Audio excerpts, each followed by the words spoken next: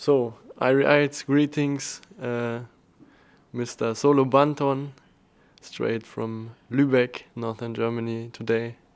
Nice to have you here. Greetings. Yeah, man, greetings. It's good to be here, Big up IrieItes every time. Yes, I.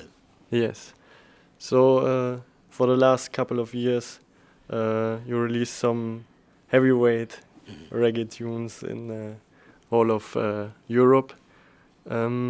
In another interview, you mentioned or you explained your natural connection to reggae music Yes, sir. since you were a little kid. Yes, sir. When did you start to understand and reflect on the message of reggae music? Even from this very young age, because one of the first artists I listened to was Linton Kwesi Johnson, the dub poet. So it was his message was very clear, and I think one of the first songs that really made me understand that reggae music has a real message was the song, he made a song about a teacher in England called Blair Peach. And I remember seeing this story on the news, on the television, about this teacher that was killed by the police for demonstrating. So, and I remember seeing the story on the news, and then later I heard the record singing about the story. So this really brought home to me, and maybe I was only 10 years old at this time. This really brought home to me that reggae is reality. Yes? So from this age here, really. So from a very early age for me, I knew that reggae was reality.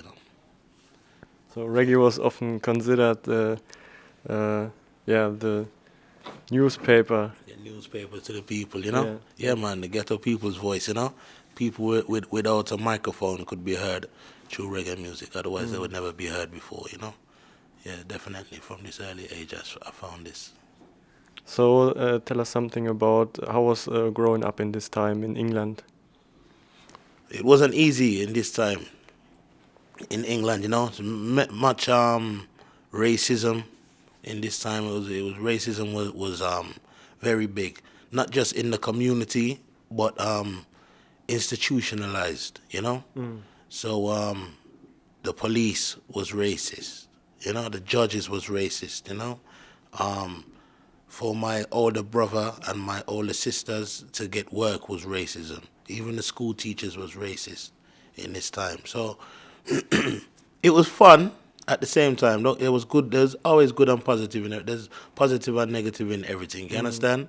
So we don't like to focus on the negative all of the time. But it was hard times still. It was hard times.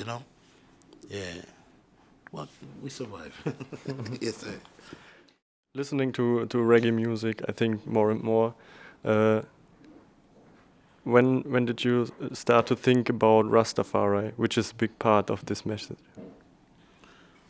I think it all happened to me at the same time, really, because the reggae that I was listening to that had the messages in it was all made by Rasta.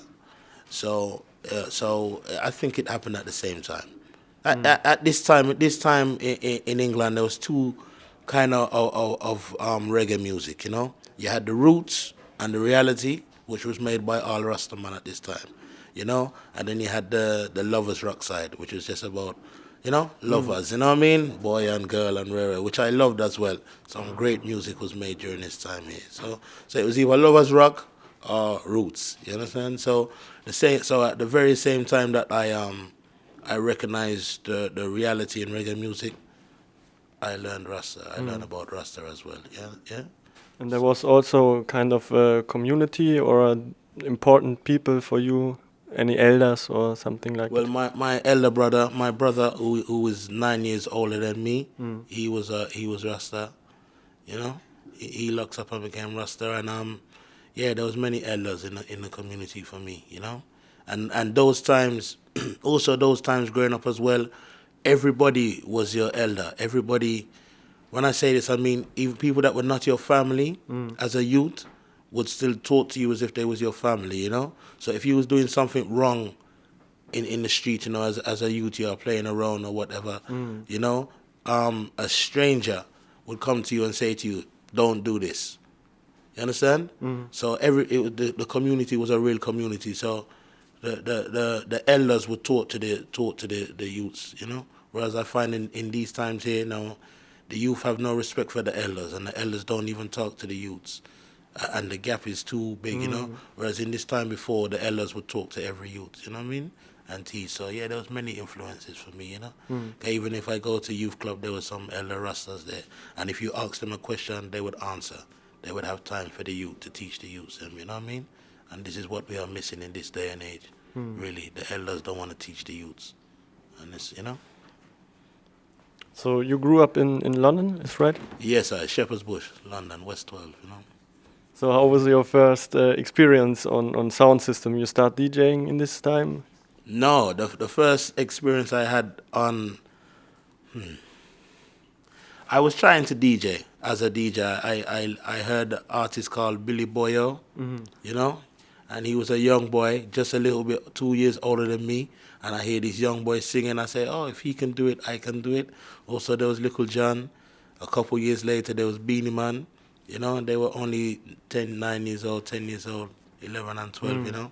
So I started to sing, you know. But for me, my first experience with a song was, we used to keep, in those days, we used to keep many house parties. You know, party in the house. Sound system would come with one bass bin where we're in the house, you know, and we played a house party. And my sister was having her birthday party, and the sound system the van broke down, so the sound system did not turn up. So for the whole night, me and another sister, we played the music for the party just on the stereo. Okay. You understand? Nice. And this age here, I was about 11 years old, you know, Oh. and we played the music all night just on the stereo, one turntable, you know, and it was a nice party. So this was my first experience of in front of people, you understand? And then after this, my brother had a sound system, and he would give me the mic as a young boy, and I come on, like a, you know, and DJ. I sound like a puppy. So it was the beginning of this digital era, or when was it? Just before. Then you got into the studio thing and production more, or how did you come to this? Again, also my big brother, he had a sound system, and he used to sing, and he joined a band, so he was the singer. My brother-in-law was the drummer. I come from a big family, you know, and my next brother-in-law played the keyboard, so they had a band. So every time they rehearsed, I would go to the rehearsal with them and listen to them. So I got into making music from a very early age, you know, and so as soon as I could, I was making my own beats and trying to produce some beats and things, you know. Okay. Yes, So and then, how did you come back to sing and grab the mic? Well, I was always DJing. I was always on the sound systems up until, like, all through my teenage years, early 20s. I was on the mic, on the sound system DJing. But I had no interest in going to the studio and recording. I wasn't trying to become a recording artist. I was just happy to DJ on the sound system, you know. And then I stopped DJing on sound system, and I was just selecting and producing music, you know. And maybe a very short time ago, maybe 4 years ago, 5 years ago, maybe I met Chris Kemist from Reality Shock, and blah blah blah. He got me into. He said to me, "Oh, you should sing again. You used to sing again." Boom, and I started singing again. Yes, and the rest is history, you know. Yeah, man. Yes, sir. So you will play in Sri Lanka Yes, these sir. next 2 weeks or so. On Tuesday, in 4 days time, I go to Sri Lanka. So it's mad, you know. I was meant to go. They wanted me to play in India as well, but I could not go because I was coming here. So yeah, man, reggae music is everywhere, as far as I can see, you know, everywhere.